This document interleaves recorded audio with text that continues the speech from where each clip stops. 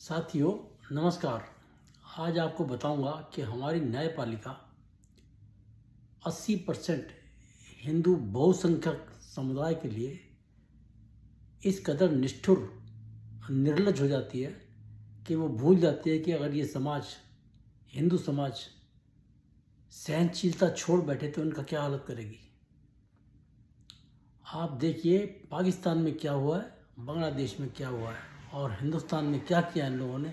उसकी मैं आपको एक छोटी सी वानगी दिखाता हूँ। ये तो वैसे रोज़ करते हैं। ये 22 जुलाई को सावन महीना शुरू हुआ था और उत्तर प्रदेश सरकार ने एक छोटा सा आदेश जारी किया था कि कांवड़ रोड पे जो भी दुकान वाले हैं, ढाबे वाले हैं, रेस्टोरेंट वाले, होटल वाले हैं, वो अपने नाम वहाँ पर डिस्प्ले करेंगे दुकान के बाहर।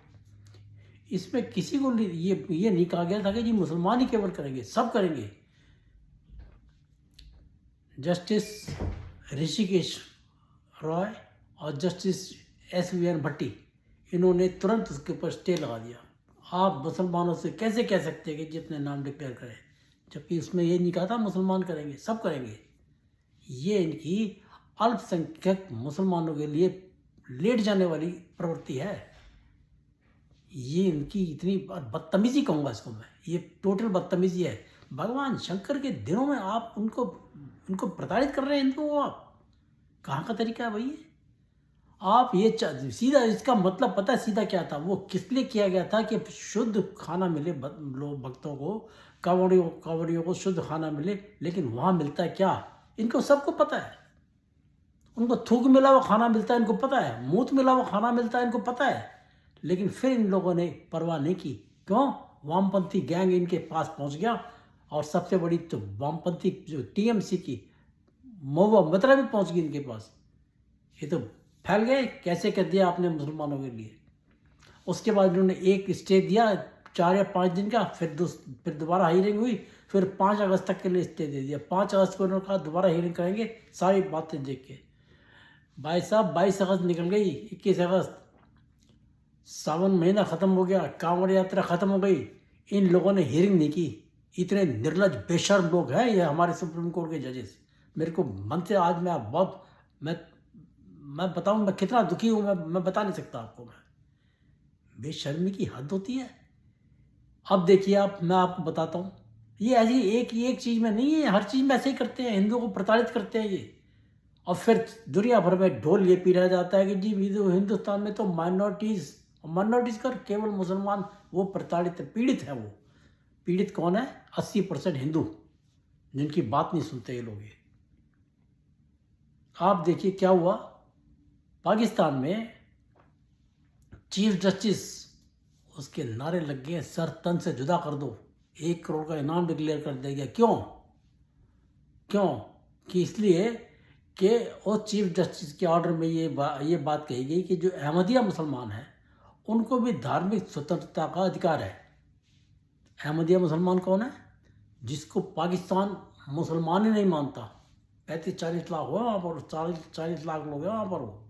लेकिन उनको दोयम तो क्या पता नहीं किसी कोई दर्जा नहीं देते जी, ऐसे इंसान मानते हैं उनको वो। उसके लिए कह रहे आपने ऐसे आदेश दे कैसे दिए? आपको तो कुर्सी पे बैठने का अधिकार ही नहीं है। हुजूम घुस गया जी सुप्रीम कोर्ट के अंदर। वो सर पकड़ के बैठा हुआ है चीफ जस्टिस, सर पकड़ के बैठा हुआ है। उसको बाहर से हल्ला मच रहा है, पूरा अरे सारे जंगलियों की तरह से वहाँ पर घुसे जा रहे हैं सुप्रीम कोर्ट के अंदर। वो है माइनॉरिटीज़ के लिए वहाँ पे क्या हो रहा है। और एक तुम हो यहाँ पर माइनॉरिटीज़ के लिए हिंदुओं को कुचल रहे हो। आप सोचो ज़रा, जो आज पाकिस्तान में वो मेजॉरिटी कम्युनिटी कर रही है माइनॉरिटीज़ के अगेंस्ट, वो यहाँ की हिंदू कम्युनिटी मेजॉरिटी कम्युनिटी 80% की वो माइनॉरिटीज़ के लिए करने लगे तो क्या होगा? आपको सबसे पहले बाहर निकाल के फेंक दिया जाएगा। आप नहीं समझते इस बात को। आप ये शुक्रगुजार हैं हिंदू समाज के कि वो इतने सहनशील हैं कि आपकी सारी बदतमीजियाँ वो सहन कर लेते हैं। मिलॉर्ड चीफ जस्टिस चंद्रचूड़ जी, आप और आपके 33 लोगों की battalion, that should be highly thankful to the Hindu community for protecting you. आप अगर आज सेफ हैं तो केवल हिंदू समाज की वजह से सेफ हैं। कल को ये उल्टा हो जाता है यहाँ पर तो आप कहीं नहीं रहेंगे, पता नहीं चलेगा कहाँ गए आप। उड़न चू। चलिए उधर देखिए बांग्लादेश में क्या हुआ। 5 अगस्त को शेख हसीना को धक्का मारा गया वहाँ से। 8 अगस्त को ये अपने जो नए नवेले हैं 84 साल के मोहम्मद यूनुस, इनको केयर टेकर सरकार का मुखिया बनाया गया और 9 तारीख को सुप्रीम कोर्ट पे घुस गए लोग। क्यों? कि चीफ जस्टिस शेख हसीना का आदमी, इसको बाहर निकालो। उसको बिना रिजाइन किए भागना पड़ गया। ही हैड टू फ्ली, भाग गया वो, कोर्ट छोड़ के भाग गया, फिर उसने रिजाइन किया। ये है जुडिशरी की वक़्त वहाँ पर। और आप मौज ले रहे हो किसके लिए, किस वजह से? हिंदू समाज की वजह से। आपको बिल्कुल भी लाज नहीं आती? आप ऐसे उठपटांग आदेश देते हो। क्यों? क्योंकि आपको ये लगता है कि हिंदू तो कुछ करेगा ही नहीं। ये काम अगर किसी दिन आपके तो आप देखिए, आपके जो आदेश है, क्या नाम है, मेंटेनेंस अलाउंस के महिलाओं के लिए कितना प्रतिरोध कर रहे हैं मुसलमान। राम मंदिर पे फैसला आपसे कितना प्रतिरोध किया, और तो धमकी देते हैं वो अभी तक। ये इनका एक साजिद रशीदी, वो आज तक धमकी दे रहा है साहब। आज इस 10 साल में, 20 साल में, 50 साल में, 100 साल में, 1000 साल में कहता है ये तो मंदिर टूटेगा, ये तो फैसला ही गलत हुआ है, ये बोलता है वो। और आप चुपचाप मुंह दबा के बैठ जाते हैं। आप क्यों ऐसा अत्याचार करते हैं हिंदुओं के ऊपर? आप उसके ऊपर हेट स्पीच के कोई केस नहीं चलाते। हेट स्पीच के केस चलते हैं केवल हिंदुओं के खिलाफ। क्यों भाई? वो रोज खुलेआम धमकी दे रहे हैं कि दूसरा पाकिस्तान बना देंगे। वो हेट स्पीच नहीं है, वो तो फूल बरसा रहे हैं सबके ऊपर, आपके ऊपर भी। What is this?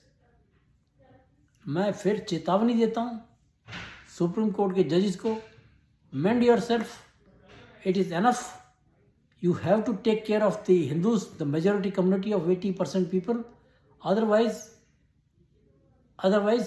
मैं ये नहीं कह रहा कुछ हो जाएगा, लेकिन हो सकता है।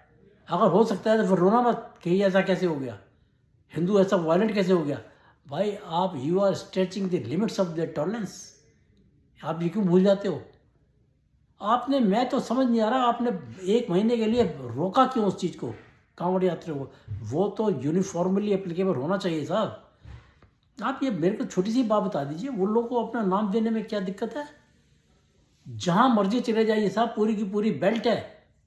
अभी पता चला है कि राजस्थान से लेके गुजरात तक पूरे हाईवेज के ऊपर इतने ढाबे हैं, रेस्टोरेंट्स हैं जो हिंदू नामों से, वैष्णव नामों से खुले हुए हैं, और उनके अंदर नपुंसकता की दवाइयाँ मिला के खाना खिलाया जाता है लोगों को, ताकि बच्चे हिंदू पैदा ही ना हो। ये तो मिलॉर्ड आपको सोचना पड़ेगा। अब वो भट्टी साहब वो कहते हैं जी केरल में मैं एक रेस्टोरेंट में जाता था, वहाँ तो साफ़ सुथरा था इसलिए लोग वहाँ पहुँचते थे।